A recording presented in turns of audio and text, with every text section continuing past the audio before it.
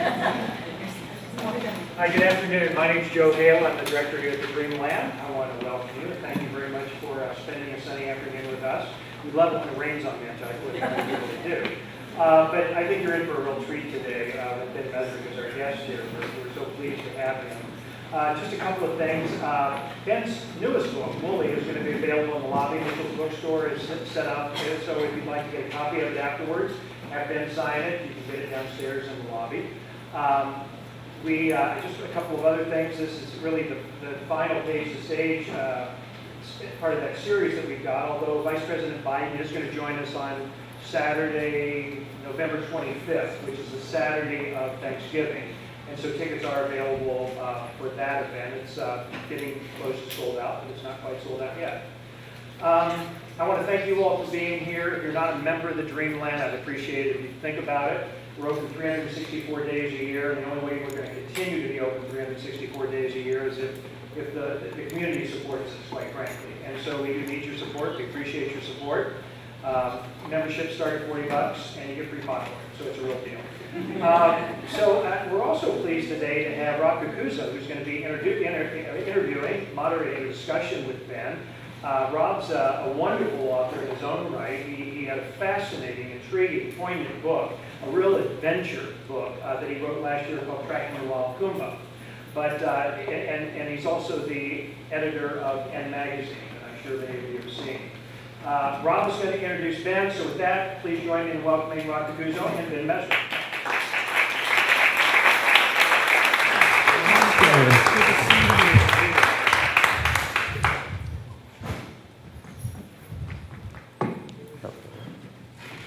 Thank you all for coming on such a beautiful day.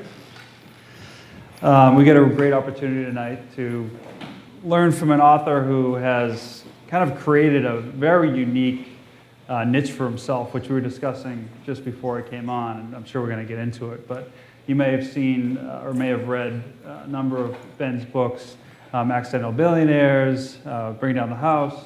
His most recent book, which I've had the pleasure of getting through right before we get on, has blown my mind, and it's got some unique significance here for the island, but it brings a cutting-edge science to life in a way that you just don't see today. So excited to have you here, Ben. Thank you so much. And we actually have known each other a while, have run into each other over many years, actually. That's right, so yes. I'm actually excited to do this, and thank you for coming. I know it's beautiful outside, but it doesn't get any better than this place, so I'm really excited to be here. So this is awesome.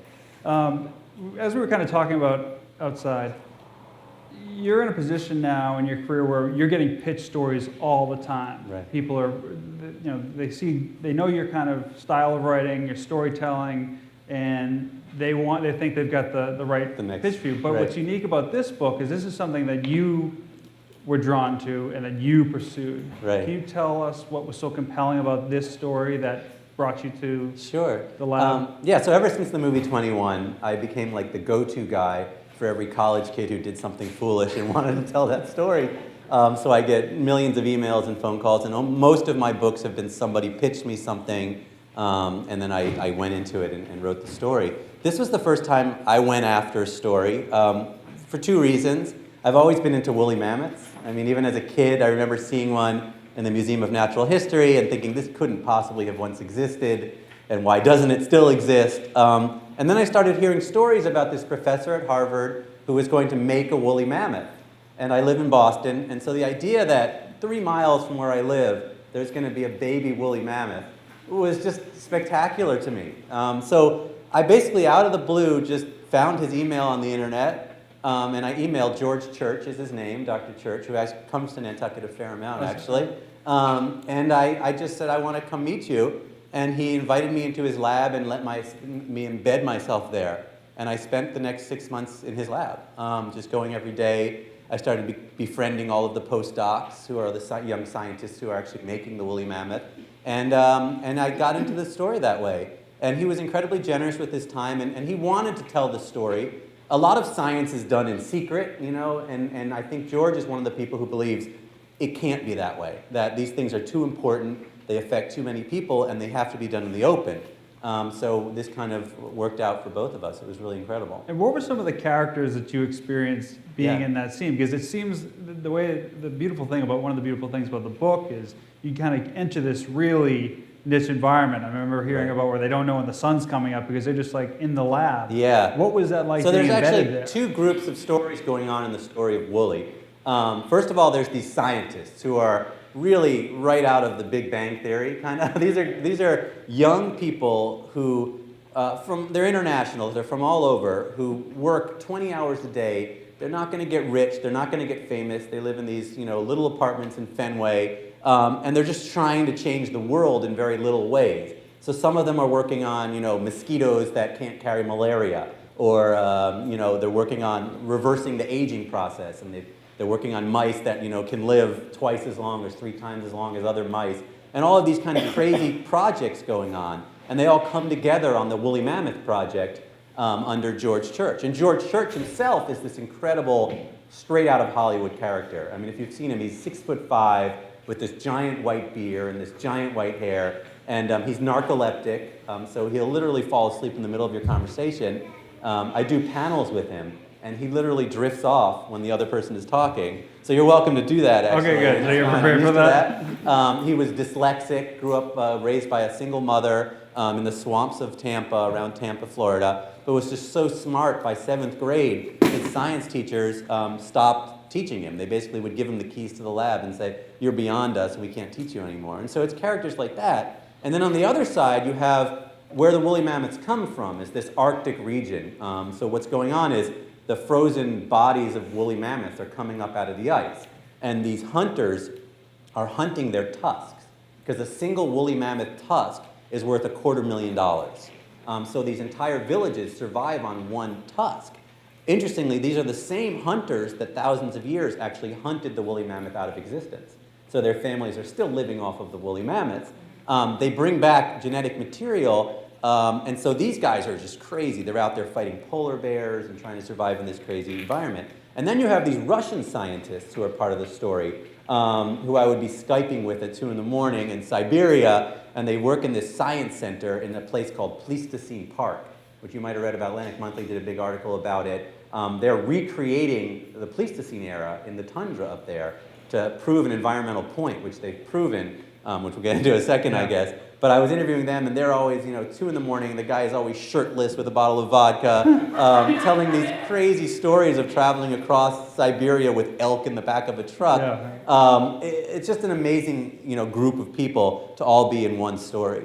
I think we should carry that thread Sure. through with Pleistocene Park, because Yeah. there is this, they're not looking to resurrect the woolly mammoth for just to resurrect it. No. There's also this big, major environmental reason to do it. And Yeah. can you talk a little bit about that? Because I found that fascinating. Yeah, so the reason they're making the woolly mammoth, this gets a little bit crazy. So it turns out that what happened with the woolly mammoth is most woolly mammoths died out 12,000 years ago. Woolly mammoths lived at the end of the ice age. The ice was melting, but that's not what killed the woolly mammoth. They were actually doing okay in this environment. People came and hunted them to eat them. They were the #1 food source for people. So cavemen hunted the woolly mammoth out of existence, except for a small group of woolly mammoths walked across an ice bridge in the Arctic Circle to an island called Wrangel Island, where they lived another 8,000 years, until 3,000 years ago. So when we were building pyramids, there were actually woolly mammoths running around on this little island. And then eventually they too died off, either because of they inbred, and also people went across and ate them too. So then they freeze. 3,000 years later, they start to come up, and these tusk hunters send their genetic material back to Boston. And essentially, George Church's plan is to synthesize the genes. So we've already sequenced the genome of a woolly mammoth from the frozen material. He's going to create genes based on that sequence and place them into the embryo of an Asian elephant. So an Asian elephant will give birth to a woolly mammoth. And it's using this CRISPR technology, which is the new form of genetic engineering. The reason he's going to do this is not just to create a Jurassic Park somewhere. It turns out that there's this giant problem going on. The frozen tundra, which covers the whole ring of the Earth, is a ticking time bomb. It contains within it more carbon dioxide than if we burned all the forests on Earth 3 times. The tundra is slowly melting, despite what Donald Trump might believe. And when the tundra actually does reach that melting point, all of this carbon dioxide is going to be released, and it's going to be really bad for everybody. So these Russian scientists since the 80s roped off a section of this tundra, and they created what they call Pleistocene Park. They repopulated it with large herbivores like Yakutian horses, which are these furry horses. They put bison in, they put reindeer. They actually drive a tank up and down the tundra mimicking a woolly mammoth. And they've actually been able to lower the temperature of the tundra by 15 degrees, which is an enormous number. And so that's the reason. The goal is to create a herd of woolly mammoths and release them back into the tundra, repopulate it. Church's goal is 80,000 woolly mammoths, which is a crazy idea. But if you could do it, you could keep the permafrost from melting for another 100 years. Incredible. What's the argument against? Well, there's a couple arguments against. Number one, there's always that argument that we're playing God, that we're monkeying around with genetics, that we're going to, create some rampaging Jurassic Park type creature. There's people who believe we're taking attention away from the dying elephants. Rather than conserving the animals that are going extinct now, we're bringing back one that is extinct. There's people who worry that we're going to be experimenting on Asian elephants, and that would be a bad thing because they're an endangered species. But those are the main issues with it. The truth is, the way George looks at it is you're not actually hurting the Asian elephant, you're helping the Asian elephant. The Asian elephant is a dying species because their environment is disappearing. If you could turn them into woolly mammoths, they have this enormous part of the world that's completely uninhabited that you could put them in. He also believes that we're actually going to end up helping them with a lot of the diseases they have by figuring out their genome and figuring out how to play with it. But there's this line being drawn right now between people who believe that CRISPR and the idea that we can manipulate our genes is a good thing and people who believe that it's a really bad thing. And it can be both, You're going to cure diseases. Tons of diseases are going to be cured. We're going to get rid of malaria. We're eventually going to get rid of Lyme disease using CRISPR. But you're also going to have the ability to make horrible things in a lab. And not just labs, but in basements. People are going to be making viruses in basements and making E. coli bacteria in basements. And all of this is going to go on with this same technology. And then there's the whole idea of designer babies, which has been in the press a lot lately because they just now were able to manipulate a human cell to take out something that causes heart disease, one of the forms of heart disease. And it's the same mechanism where you could choose a kid that's a certain height, or you could choose a kid with blue eyes. A lot of these decisions are going to be able to be made by parents. And the question is, do we want to be able to make those decisions down the line? Do you want to be able to have a perfect baby? And that's a big ethical question. And as many people in the audience may be aware, we're actually, not to go on too much of a digression here, but on this point, Nantucket itself is, in a way, a case study for this science. So there's a proposal for it. Can you tell people a little bit Yeah, about so one of the Dr. chapters in the book is about the transgenic mice proposal going on to get rid of Lyme disease. So it turns out Lyme disease, the deer tick, actually gets the disease from white-footed mice. Then it gets on the deer, and then it gets on the person. So if you can stop it at the source with the mice, you can actually stop Lyme disease from getting into the system. So Ken Esvelt, who is at MIT, who worked with Dr. Church at Harvard, has come up with a plan to make 100,000 transgenic mice that can't carry Lyme disease. His goal is to release these mice on Nantucket. They will overwhelm the mouse population on Nantucket, and over a period of a few years, it will end Lyme disease in Nantucket. It's a really interesting idea. He actually had a town hall meeting here. I don't know if you were there. Yeah. And he was expecting to be chased out of town with pitchforks, but people like the idea because, it's such a big problem, and you're not getting rid of mice, you're just changing them. Now, with the malaria mosquitoes, there is one company that is making mosquitoes that will die out. And if their plan goes forward, they could essentially kill off the mosquito population to get rid of malaria. And that's a scarier prospect. There's another company, and Bill Gates is involved with George Church, to make mosquitoes that are similar to regular mosquitoes but just can't carry malaria. And they'll overwhelm the population. So that's a better use because it doesn't get rid of mosquitoes, it just makes them unable to carry this particular disease. And that kind of is that line. You don't want to get rid of a species to cure a disease, but if you could change a species just enough to help us, that might be a good thing. Do you ever is there a group of people that want to use this science to bring other species out of extinction? Yes. So there's a company in South Korea that's trying to make a woolly mammoth. They're also trying to make cave lions They've actually got a perfectly preserved cave lion cub that they're attempting to use to make a group of cave lions. There's people working on pretty much a passenger pigeon is the big one that Stuart Brand is working on. You know, you used to look up in the sky and the whole sky was red with passenger pigeons. And then we realized that they were good to eat and we ate them out of existence. We tend to eat a lot of things out of existence. And people used to put giant nets in the air and literally catch nets. And they were the #1 protein source for a while at the turn of the century. And now they're all gone. And so there is a project to make a passenger pigeon, which is actually harder than the woolly mammoth because it involves an egg. And an egg is actually a very hard thing to fake. We haven't quite figured that out yet. What do you think Darwin, not that you're a Darwin expert, but what do you think Darwin would say about Well, this I type of mean, science? you know, we naturally selected ourselves to the point where we're smart enough to change evolution now. I mean, we're getting past Darwin. We're getting to the point where we're going to affect evolution of many species. We can both bring back species, but we can also make species stronger. We could actually make an elephant that can live in the cold, not necessarily a woolly mammoth. There's a lot of talk that what Church is eventually going to be doing is making people that can survive the trip to Mars. Because it turns out people really can't survive the trip to Mars. The radiation levels are too high. Once you get there, it's very hard to live there. But if you monkey around with our genetics enough, people would be able to go there. And there's been a couple of projects that are working towards that. And you know, the idea is that we might be working towards living on another planet. And we could be living to be 125 years old. Well, that's the other thing, the reverse aging project. So it turns out that there's this rat. It's called the naked mole rat. And it's this hideously ugly rat. If you've ever seen a picture of this rat, it's really an ugly rat. It turns out that this rat can live 30 years. Regular rats only live 3 years. And so the question is, why can this one rat live 10 times the length that a regular rat can live? And so in George's lab, they've been working to find this one genetic thing that allows this rat to go that far. And they're already getting to the point where they've tripled the lifespan of regular rats. And so Church believes that within a generation, we could be living 150 years. And that within 2 to 3 generations, we could be living indefinitely. So aging and death are not natural, the way they look at it in this lab. Aging and death are like a disease. It's an unnatural process where our cells that are dividing are slowly deteriorating.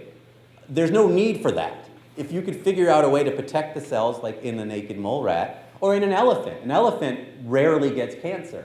Elephants have many, many more cells than we do, and you would think that they would get more cancer than we do, but they get much, much less.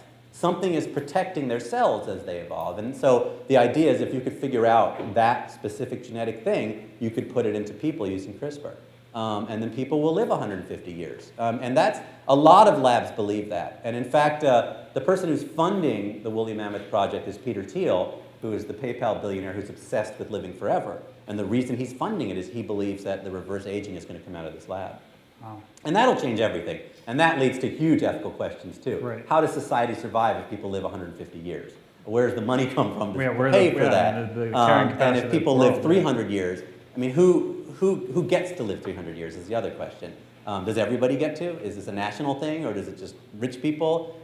There's going to be a lot of questions about that technology. Wow. You've infiltrated, or you've kind of given us a window into some very fascinating individuals, whether it be the group behind Facebook, or whether it be the MIT Blackjack team. What drives this group of people? Do they have the same drive, or are they there for different reasons? Well, interestingly enough, Mark Zuckerberg did not make Facebook to make money. Mark Zuckerberg never cared about money, still doesn't really care about money. He started Facebook to change the world. It was a revolution. He wanted to meet girls. He wanted to be cool. And he was trying to create a technology that made people like Mark Zuckerberg stars. Now, George is trying to do this for good reasons. He truly believes, and we talk about this in the book, that ever since he was little, he's thought of himself as a time traveler. He felt like he came back from the future, and now his goal is to bring us to that future that he already lived in. So his goal is to make society move forward quicker. And a lot of people have problems with George because he wants to move very quickly forward. He's ready for that next step, and he's very open about it and very ethical about everything he does, but he's certainly pushing us forward very quickly. I think he's doing it simply because he wants to help. He wants to cure diseases. He wants to cure all diseases. He wants people to live as long as they want to live. So he's doing it all for good reasons. And him and Mark are similar in that respect. It's not about making money. It's not about patenting the woolly mammoth and making a Jurassic Park. Although when we see the movie, it might be a little more Jurassic Park than that. But the goal is really to help. And I think in a weird way, Mark's goal was to change the world to make it better the way he believes the world is better. We can argue about whether his world is better or not. And when he runs for president, we'll all get to decide that question. But yeah, and the 21 story is a little different, and they were trying to make money. Not really. I mean, they had a mathematical solution to Vegas. They could beat the game of blackjack using math, and they wanted to do that. It wasn't really about money as much as it was about beating the system. I think all of my books have that So connection. that beating the system It's so is- somehow you beat the system. You know, Facebook, Mark was trying to change the social order because he wanted to beat the system. George is trying to change biology to essentially beat mortality. And so that's a bigger case of beating the system. But in the end, all of these things are trying to beat the system. Where does that interest stem for you? Why is that Right. such a Why appealing theme? Why do I want to beat the system? Right. That's a good question. It's probably because I grew up in high school. I weighed 113 pounds and had to hide in the locker most of the time. No, I don't know. I think I've always been attracted to these incredibly brilliant people who live on that edge, you know, in that gray area that don't really like authority that much, that want to change things and make it better. I think I've always been fascinated by that. Not really criminals, but people who are pushing those boundaries, those barriers. Yeah, I don't know. I've always been fascinated by people like that. Would you be willing to talk a little bit about how you've kind of changed the model of writing books in Yeah. a way? It's become a different approach entirely than what we've Yeah, seen. so in the I mean, past. I do things differently than most people in that I start off, when I hear a story like George's story, I get in there, I get as much information as I can, and I write a book proposal, which is about 14 pages long, and I sell the movie first. So I sell a feature first, then I sell it as a book. Then I'm writing a book while the screenwriter is writing the screenplay. And then, you know, hopefully the movie gets made, you know, in a much shorter amount of time. Like right now, I'm out promoting Wooly. The screenplay has just been handed in, and we'll be casting the movie. So it's kind of an interesting situation. And I've actually sold my last 8 books as movies before I sold the book. Now recently, I just signed on to do a project, which is going to be, I'm writing the book. The movie is already shooting in the spring, and they've already got most of the screenplay. So I'm coming on incredibly late to the process, but the screenplay is going to then adapt around the book that I write. So I'm getting, you know, it's becoming very one and the same. And I think for me, it works. I've always written very visually, so, you know, certainly there are reviewers out there who fault me on that. If you ever read Janet Maslin's reviews of my books, it's always attacking me because I'm essentially writing movies as books. But I've always felt they're kind of one and the same. The type of books I write are really made to be movies, and so it's almost like a platform to a movie. I think, you know, society is moving in that direction. People don't read books the same way they used to. Right. We're visual people, and everything is this visual medium. And when you get on an airplane, you don't buy a book to get on the plane now. You download a movie or a television show. And that's just the future of reading in a lot of ways. You're getting the stories, but you're getting it in a different format. And so I love books, and I only ever wanted to be a book writer. But my books are really avenues to features as well. So you'll always write books? My goal is to always write 1 or 2 books a year and have them developed into features. Which actually, break people, I mean, for me, this strikes me because I've gone through the process of writing a book, but I found it remarkable to know that this time last year was when, correct me if I'm wrong, Yes. when he came up with the idea for this book, and now it's Right. downstairs. It was exactly last for year. 'Cause purchase. I know this because on Facebook Memories, my memory of meeting George Church came up a couple days ago. So I literally met George Church a year ago, pitched in, you know, wrote the proposal, sold it as a movie, sold it as a book, wrote the book, had the book come out, and the movie is now about to get made, all in this year. I mean, that's which I don't staggering. recommend to anyone, and you can ask my wife if that was a really good plan or not. But that's how I'm working now. Is I feel like everything's moving faster now, including this industry, and so that's the way I'm doing it. What are the readers that you have in mind when you're putting the, Right. do you picture the person that's going to have this? He's going to read my book? Yeah. Like, that's a good question. I never thought about that. This book, Wooly, is different in that I think it's an important story. Science, you know, for the most part, scientists have been the bad guy in our society for so long. In movies and television, Jurassic Park, the way the government looks at scientists, Right. they're the bad guy. And the reality is they're the good guy. If anyone's going to save this world and get us out of the problems we're in, it's going to be scientists. Right. And I grew up in a family of scientists. My dad is a scientist, both my brothers are scientists. And I was kind of the black sheep of the family because I wanted to be a writer. But I've always thought that we need to look up to scientists. They need to be the icons of our age. And so I wrote this book with the scientist as the hero. So the readers, I really want this book to reach everyone. We just made a connection with Boston Public Schools, and Vertex is going to be giving books to 10 schools. So we're actually our goal is to get books donated to all Boston Public Schools. And George and I are going to do a big Woolly Day in the fall where we're going to speak to 1,000 students. And we're going to go to different schools all over the country, and the goal is to get this book into the hands of high school kids. Even though it's a little advanced, I mean, it isn't a kid book, but the woolly mammoth is a way inside the most important revolution in biology that's ever happened. A lot of people believe that CRISPR and what's going on in genetic engineering is more important than anything else going on in this world right now. Because in the next 10 years, we're going to be able to change who we are and our environment, and we're going to be able to change animals, and we're going to be able to, I mean, that's an incredible amount of power, and high school kids need to understand that this is the future they're going to grow up in. They're going to grow up in a world where you could choose what your kid looks like or what your kid can do. I mean, that's a weird, powerful thing. And so I want this book to get into the hands of a lot.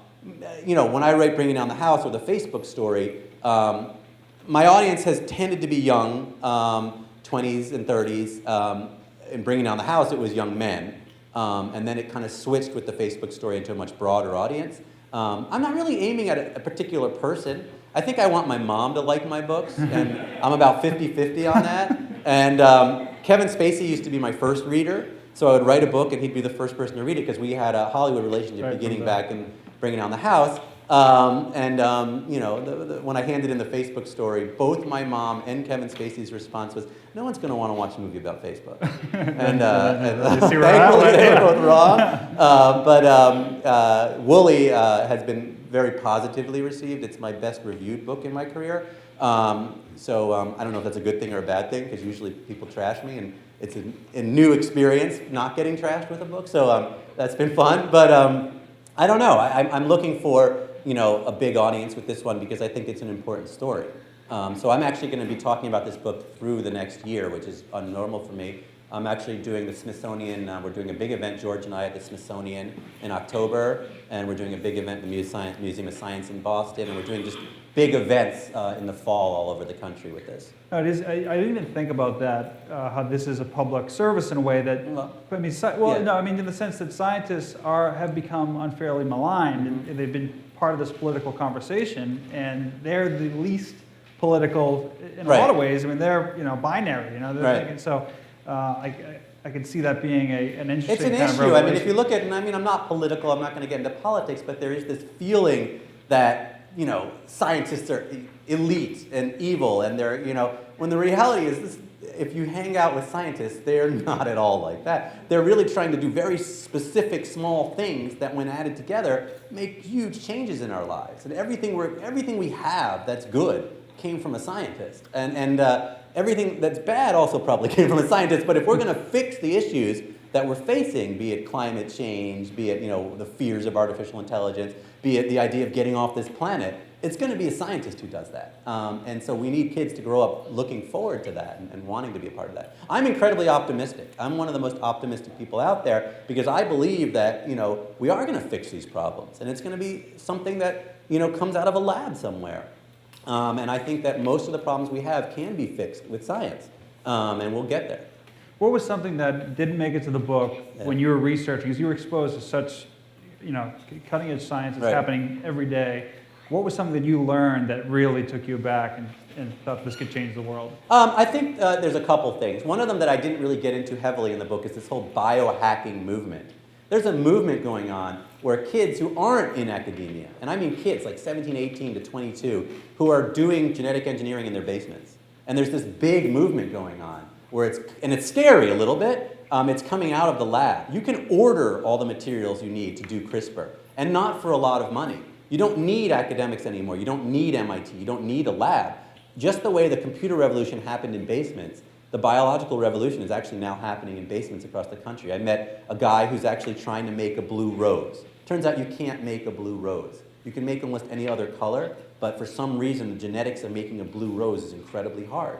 And that's all he's doing in his basement, using CRISPR to try and monkey around with roses until he gets one that's going to be blue. But it's not just one. Remember, you're changing the gene line. So from then on, that will create a line of species of blue roses. And there's people like that playing with their own bodies who are attempting to change themselves using, and that's dangerous. I don't recommend people doing these things. But this is a whole movement going on that I will eventually write something about. But this whole biohacking movement is pretty cool. Can you explain a little bit, just because I've tried to, and I'm wondering because you've jumped so deeply into the topic, I'm curious if you could put it in lay terms. About CRISPR, it's kind of like a genetic scalpel, essentially, just so people understand, to try to understand what the actual thing is. So CRISPR, it's an incredibly complicated process that I think can be explained very simply. So when a bacteria is attacked by a virus, okay, the way the bacteria fights the virus is it actually makes a little genetic incision. It creates these molecular scissors that cuts a little piece out of the virus's DNA, tears it out, and then the virus dies. So people looking at this realize that we can actually make those same molecular scissors that a bacteria does and cut any particular gene, any particular set of DNA out of any cell and take it out and then put it into a different cell. So all CRISPR really is using what bacteria does naturally to fight viruses to take one gene and put it into another cell. And it's turned out that it's actually something that we're getting better and better and better at, and it's getting cheaper and cheaper and cheaper. So essentially, when making a woolly mammoth, for instance, you've got the frozen material of a woolly mammoth, you know its genetic sequence, and you decide the 23 genes you want to pick. So the red hair, the size, the ability to hibernate, the giant tusks, a different tail, and a different ears. You find the genes for those specific traits, you cut them out using your molecular scissors, and you put them into the cells of an Asian elephant right where they can fit. And when you do that, if it works, the Asian elephant baby will grow and look like a woolly mammoth. It will have those traits that you chose. And that's the same technology where you could pick blue eyes and put it into a baby's cells, into an embryo cells, and the baby that comes out would have blue eyes, or be 6 feet tall, or be, and it's more complicated than that. Most genes are more than one thing, but something like red hair, for instance, was very easy for them to find. They were able to find that in the frozen, and they're actually, right now, there are 3 living prehistoric woolly mammoth genes in dishes in this lab at Harvard that haven't been around for 3,000 years and are now alive again in elephant cells. One of the cool parts of the story is where they're getting their elephants. Ringling Brothers, which closed down, donated their elephants to George Church in his lab. Wow. So he's using Ringling Brothers elephants to make woolly mammoths. And how do you prevent this from becoming commercialized? Well, it is going to be commercialized. No, but so I mean, like woolly mammoth, rolling into a whole Ringling Brothers scenario where they're now on display in some zoo. Well, there are fears that the South Korean company that I talk about in the book, which is a very shady company, and they're attempting to make a woolly mammoth as well. They have secretly bought up a large plot of land in Alberta, Canada. And the locals there have been trying to figure out what they're going to do with it, and people believe they're building a Jurassic Park there. Because they're also making cave lions and saber-toothed tigers and things like that. So there is a problem about that, and that's not what Church's lab is about. He will have a patent on his woolly mammoth, but he says he's going to leave it open, and anybody who wants to make one for the right reasons, he's going to let make one. But there is a ton of money in this business. CRISPR is going to be a multi-trillion-dollar business in the end, and there's a fight going on about who owns it, who created it, who's going to win the Nobel Prize for it. George's lab is involved in that fight. Interestingly enough, everyone who's involved in that fight all worked under George at some point. So all the different characters who are fighting for all learned from George. So, I mean, he's the Einstein of our day. I mean, he's essentially going to be the guy known 10 years from now as who was the Einstein of our time. And what was his motivation to work with you? Because I mean, he wants to tell this story. I think, he had seen my movies and read my books, but he really believes in getting this out there. He wants to, he goes on Colbert. He's on Colbert all the time. And I remember that one time he's on Colbert, and Colbert turned and said, "Are you playing God because you look the part?" Because he's got that beard and the hair. His goal is to get science out there to the people. And so I think he saw me as an avenue to get it into the mainstream. I want to open up to other questions, but my last question for you would be, if you could use this technology to bring back something beyond a woolly mammoth, what would be? Well, my kids want a woolly mammoth, but I think a dodo bird, nobody's making a dodo bird. I don't think anybody really wanted one, but I love those. I don't know, I like saber-toothed tigers too. I thought they were cool, but I don't know what you would do with one other than put it in a zoo. I think the woolly mammoth is iconic. I think it's the creature that we're going to have first. And we're not that far away from having a woolly mammoth. And I think that is a good place to start. Yeah. Huh. Sure. So in the history of human evolution, there have been plenty of scientific breakthroughs that have improved human lives. Mm-hmm. Genetics, biology, all sorts of things. Is this comparable to anything in our past history? Right. Or is this just A whole new way of going? Yes. That's a great question. And I think in a lot of ways, this is comparable to sort of antibiotics and things like that. A lot of people talk about it now as this is the biggest thing we've ever done. And it hasn't worked its way out yet, but over the next decade, this will be more powerful than anything else we've ever created. Because the idea is you're changing who we are. And that's going to open up so many roads that we don't even know right now which direction it's going to go. I mean, you could have, people will not be the same in 100 years because of CRISPR. People will be created, you'll be synthesized, we'll be able to make humans. One of the things they're working on in George's lab is making human cells with no parents. And they've actually got a project going on right now to create human life. And that's the ball game right there, if you think about it. That used to be the line we couldn't cross. He's already created an E. coli that didn't exist before, synthesized it completely with no biological, it was all with chemicals, and now it's alive. And he's not the only one who's done this. There are 3 labs that have created life now. So yeah, you could say that this is probably the biggest thing we've ever done. And we're reaching that point where we can go inside of our cells and change us. So I would think it's probably the biggest thing. If we reverse mortality, I mean, that's important. I think that changes everything. It ends evolution, essentially, for us. We don't die anymore. And so that would be a big deal. But there's been some big advances over the past 1,000 years. But yeah, I would say this is probably the biggest. Yeah. Yes? There was an article in the paper today about a robot factory where the robots are running the robots and there's nobody in the factory Right. but the robots. So and the subtitle on the article was, "What could go wrong with this story?" Right. So what could go wrong with the story that you're talking I mean, a lot could go wrong. I mean, number one, there are labs all over the world doing this in secret. In China, in Iran, in North Korea. There are places where we can't monitor, and there is no overarching body that even does monitor this. There are companies all over America that are working on mosquitoes to beat malaria, mosquitoes to beat Zika, and are playing around with species at the germline, at that. So you could end a species tomorrow by mistake, or on purpose. And it was just classified as a possible weapon of mass destruction, but there is no scientific group overlooking any of this. So there's a lot that could go wrong. And people look at artificial intelligence as terrifying, but we're way farther along this path than we are with artificial intelligence. I don't think there's going to be meaningful artificial intelligence in the next decade. A lot of people disagree with me, but I personally don't think we're there yet. I think we'll have limited, we already do have limited artificial intelligence, but the idea of like Skynet and all that kind of scary stuff going on from the Terminator, we're far away from that.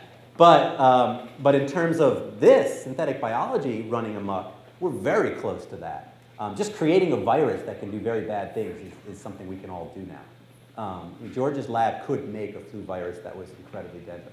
And the fact that his lab could do that means a lot of labs could do that. So if you talk to virologists, their number one concern is that in the next 5 to 10 years, someone will make something. So yeah, we're down that road.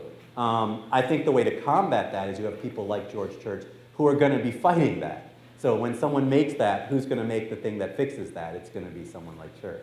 But listen, this box is open. You can't turn back on it. You can't go backwards. And same with the robots. You can't go backwards.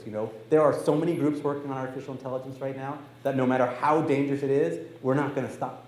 And so the question becomes, knowing that we're in this world now, how do we make it safer? And people are working on creating overarching bodies to look into synthetic biology. It's tricky though, because there's just too many different people doing it for too many different reasons. So yeah, a lot could go wrong. Is Church, I'm sorry. Oh, Ash, yeah. When is the woolly mammoth going to be born?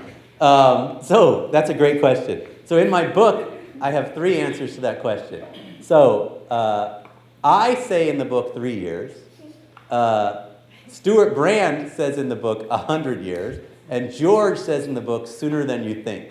I was talking to George yesterday, 2 days ago, and he says 5 years is not a bad estimate for the first baby woolly mammoth, but it could be sooner. The thing about this science is it's moving so quickly that it's hard to put an estimate. I mean, when they did, he was one of the originators of the Human Genome Project, and they beat their estimate by a factor of 3, and it cost 1/3 of what they thought it would cost. So these things happen incredibly quickly, and the advances. So he's working on a synthetic womb right now, so you don't have to use an elephant. The synthetic womb is actually working. There was a picture on the internet recently of a calf in a synthetic womb. So you can actually birth a baby outside of a body, and that's going to speed everything up along, so you don't have to experiment with different elephants.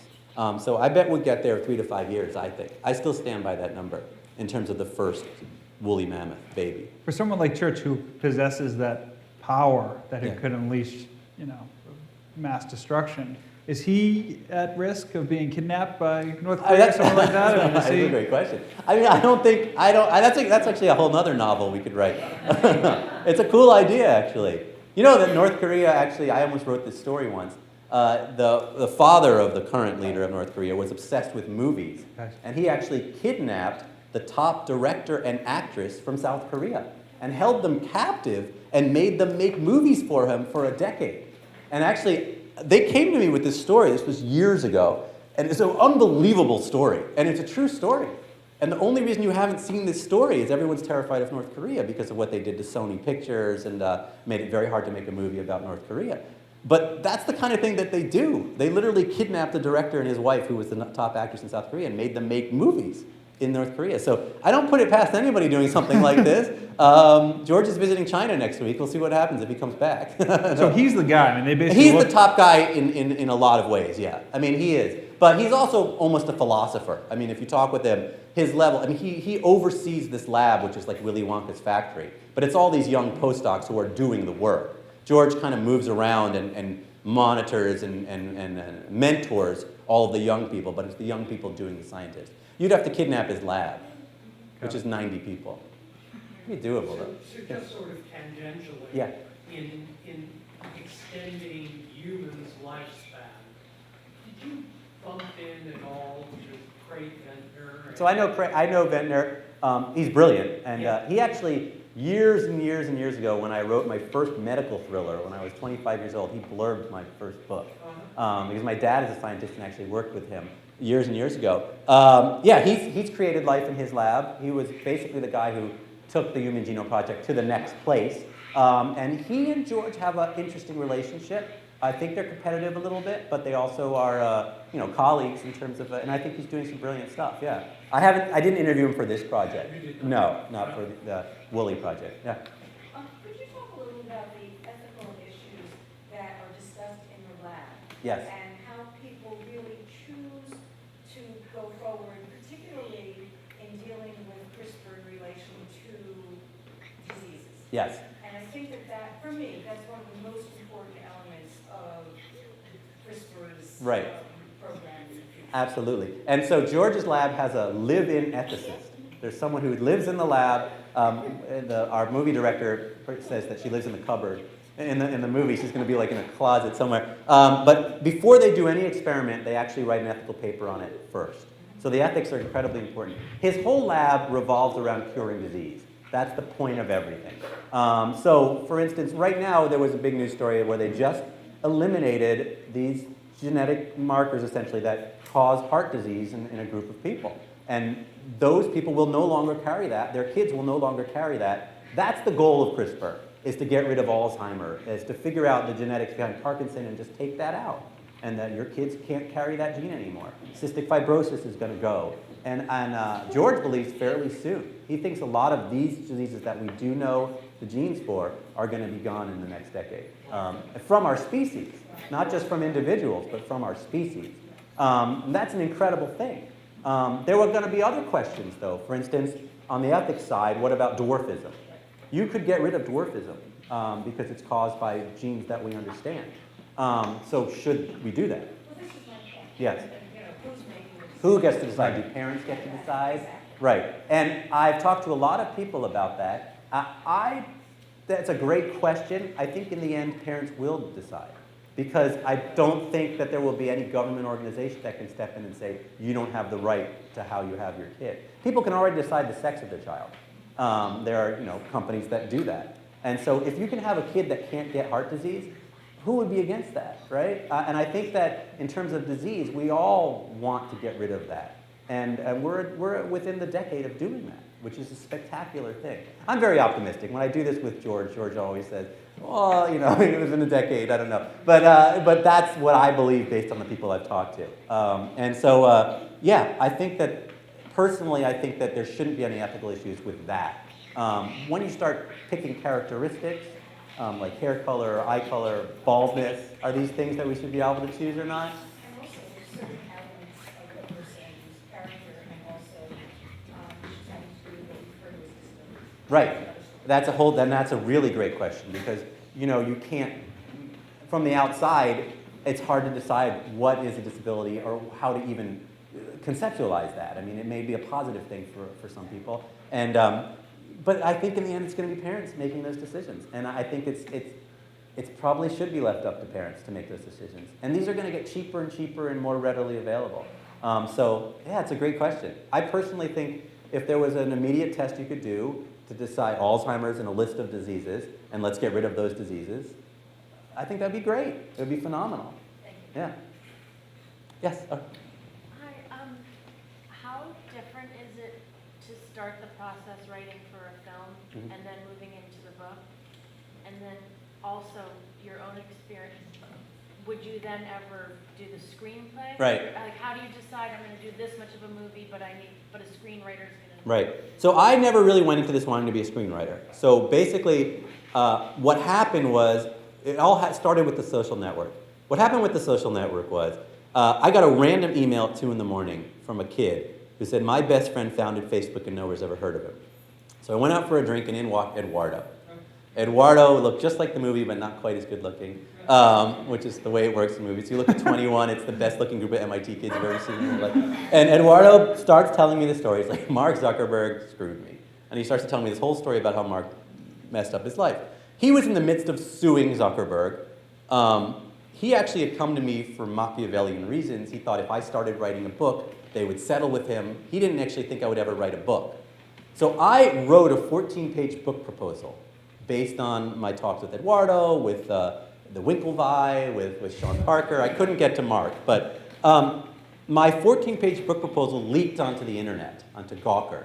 So they published my entire book proposal. And that day, everything went crazy. Facebook settled with Eduardo for $5 billion. But on the top of the settlement agreement, it says you may never speak to Ben Mezrich again, because they thought they could stop the book.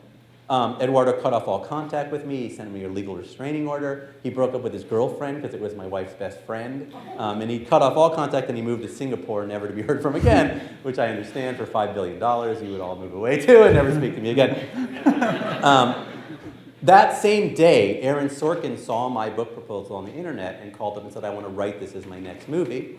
David Fincher saw it on the internet and said, I want to direct this as my next movie, but only if we do it right now, because who knows if Facebook will be around in a year. You've got to remember this was in 2007. So basically, I then locked myself in a hotel and I wrote the book in 3 months. Because I didn't have a book yet, I just had a book proposal. And then the movie happened very quickly. So I realized at that moment that my treatment, my book proposal, was a selling tool in Hollywood, almost better than my finished books were. So from that moment on, I essentially would write my 14-page book proposal, sell the movie first, and write the book. So I went into it starting at that point. And then producers started calling me and pitching me stories. So now, many of my books are a Hollywood producer will call me, like Brett Ratner. He gave me my Russia story. He's the guy who directed Hercules and one of the X-Men movies. Said, I have a story, it's a true story, and they want me to write the book, and they're already setting up the movie. So it kind of all happened organically, and now that's essentially what I'm doing. There are people who want to write screenplays, and I recommend that they go do that. It's a different art, I think. I've written 1 or 2 screenplays, haven't gotten made. It's much more a cooperation, because people are going to give you a lot of notes, and you work with people. In terms of a book, you write the book, you have control of the book, and they publish the book. The other thing about movies is 1 in 10 finished screenplays even get made. So there are majority of screenwriters in Hollywood have never had a movie made. And you can make a very good living writing screenplays that never get made. Which to me would be frustrating. And I meet a lot of people, and they're very bitter people. but they live very well. You know, they make a lot of money writing screenplays that never actually get made. I talk to young writers all the time. I don't know if there's anybody out here who wants to be a writer, but there are different forms of writing. If you want to write literary novels or poetry or whatever it is you feel you want to write, you should write that because it's important and it makes you. It's very good for you, I feel like. But if you want to make a living as a writer, that's slightly different. You can hit a home run with anything, but the reality of the writing business is that it is a business, and that is a troubled business in terms of the book. And Hollywood is this whole new avenue, essentially. If you're writing books that can be made into movies, you should think about that ahead of time. Because there's Netflix, there's Amazon, there's so many people making movies now and making television that if you can find a way to get inside those things too, it's good for your career. So, yeah. But there's, different reasons to write, and everyone has them. Yes? As we get more and more to determine what determines an individual, we're finding that DNA is not wholly deterministic. As we find the biome, and etc. So, for example, what it sounds like they're going to end up with what's called a chimera, something that has multiple sets of DNA. So, two questions. Yes. I'm sure they've thought of this. How do they make sure that the mother elephant doesn't treat the fetus as a foreign body and have a miscarriage? Right. Second, how do they know that if everything goes okay and the woolly mammoth baby is born, that the Asian elephant's lactating milk isn't sufficient to nourish that elephant? Absolutely. Great question. So I do have a good, this is something that we discussed at length. A couple things going on. First of all, you're absolutely right. George has theorized that only 1 in 7 of these babies is going to be born, which is a bad thing, which is why he doesn't want to experiment, and which is why he's working on the synthetic womb. The company in Korea that is making, they're already cloning dogs. They're actually the company where you can send a piece of your dog to them, and for $100,000, they'll make a clone of your dog. Only 1 in 6 of their dogs survives. So they actually have a room in the basement of their lab that's horrible, full of these mutant animals that come out and the dead mother dogs. It's a horrible business, actually. But you can get your dog cloned for $100,000, which is actually kind of cool and wild. But we've thought about it, but we're not going to do it. In terms of the woolly mammoths and elephants, and Asian elephants, are so genetically similar that people believe they could have mated. That they're so similar, they're 99.9% similar. You are right that what we are making is a hybrid. It'll have the hair of a woolly mammoth, it'll have the size, it'll hibernate, it'll look like a woolly mammoth, that's a subcutaneous fat so it can live in the cold, but it's an Asian elephant that can live in the Arctic Circle. That will look like a woolly mammoth, but it's going to still be a large percent Asian elephant. Now, elephants are very familial, they live in families, they're raised by parents, they actually mourn their dead, they're very humanistic in a lot of ways. They'll return to the spot where one of their tribe died over and over again. So the goal is you need to create a herd.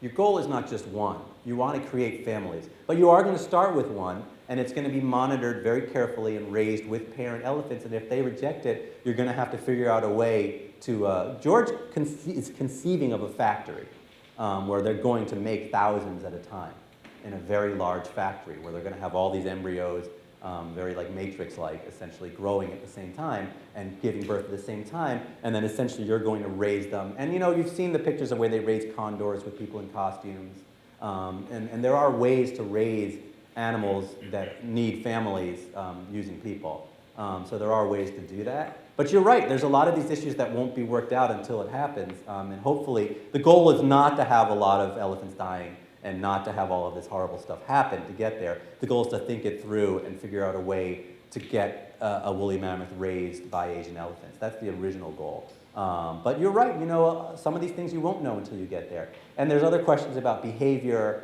Is there anything linked to these changes that's going to change the behavior of that baby woolly mammoth? And in living in a cold environment, it appears that elephants do actually like snow. They've done all these things where they've taken elephants and put them in snowy areas, and the elephants love it. And they do snowball fights, and you can see pictures on the internet. So the idea is that if the Asian elephant could live in the cold, it would. So, I don't know the answer to the question. It's not answered yet, but it is stuff they are thinking about, absolutely. Anybody else? Yes? Just a question we were earlier about the social network. Did you ever talk to or hear from Mark Zuckerberg? Oh, I certainly heard from Mark Zuckerberg. So when the movie when I was writing the book and it leaked on Gawker and they realized what I was doing, after they gave Eduardo his $5 billion, by the way, they could have given me a lot less not to write the book. I just want them to know that. A lot less. They started emailing, calling me and saying, "What are you writing?" And the subtitle was a story of sex, something, and betrayal. And they were obsessed with the betrayal. Who betrays who? They knew I was talking to the Winklevi. So Sean Parker and I became very good friends. And Sean tried to broker a meeting with me and Mark. So eventually Mark said I could send him a bunch of questions. Then he refused to answer them. Sheryl Sandberg and I went to college together. And Sheryl and I know each other fairly well. Sheryl said that at that time they hated me. They had like dartboards with me. But then when the movie came out, it was so well received. So Mark, was on Saturday Night Live, and he was on the cover of Time magazine. And so he actually took his entire group of leaders of Facebook to the movie in a bus. So they embraced the movie at that point, because in the end, the movie did not make Mark into a bad guy, in my opinion. He was much better portrayed in the movie than I think he is in real life. He's a quirky, strange guy, but he also changed the world, and I think he liked that aspect of the movie. Since the movie came out, I have had interactions through intermediaries with Mark, and everything is cool, and they actually invited me to come to Facebook and talk, which I haven't done yet. So everything seems cool right now, but we'll see. I wrote an op-ed for the Boston Globe a couple months ago about whether Zuckerberg would run for president or not. I haven't heard his response on that yet, so we'll see. I mean, I'm fascinated by him. He was very unhappy that he couldn't control the book I was writing. I wanted to sit down with him. I wanted to spend 6 months with him, but he absolutely did not want to talk to me. The main problem was the Winklevi. He really doesn't like the Winklevi. Their story was one he would have cut out of Facebook's story. He would have cut Eduardo out of Facebook's story. The reason they paid him all that money was to have him vanish. He was not on the masthead. They didn't going to mention him anymore. And it's funny, part of his agreement with them was that he had to say nice things about Facebook from now on. So basically, you never hear from Eduardo. Every now and then, at their anniversary, you'll hear, "Mark has done a wonderful job." And that's it, from Singapore. And that's the way he'll be for the rest of his life. He won't ever interact, or he'll lose his $5 billion. Yeah. I'm curious about your process. You're obviously a prolific writer, Right. and it's a variety of different topics. But do you have a specific regimen that you I do. follow? Yes. So I'm a very, Tanya, you could answer these questions better than me. But I have a very, it's funny because in real life I'm a complete mess, and Tanya controls everything in my life, because otherwise I would be wearing sweats right now and a t-shirt, and I would have gotten lost on the street outside, and I would never have gotten here. But in my writing life, I have this incredibly controlled process where I sit down with the main characters, I get all of these thousands of pages of information. Then I write the proposal, sell the movie, sell the book. Then I write an outline, which is so severe that I know the page number of every single chapter, the exact number of pages, and I never miss even by a page. Then I have this outline in front of me, which is a pretty big document, and I sit in my room for the next 3 months and I write. And I will write, and this is the key I tell all young writers, don't go by time, go by pages. I'm going to write 6 pages every day. And if it takes you an hour, you're done in an hour. If it takes you 12 hours, you're done in 12 hours. And you'll find you have much more of a life doing it that way. Because in that 6 pages, you're sitting in that room writing. But you can be done by noon, or you can be done by 11. It depends on the 6 pages. I also always stop before the end of a chapter in the middle of a sentence. Okay? Because if you stop at the end of a chapter, it's very hard to get started the next day. But when you stop in the middle of a sentence, when you sit down, you're finishing that sentence, and suddenly you're writing.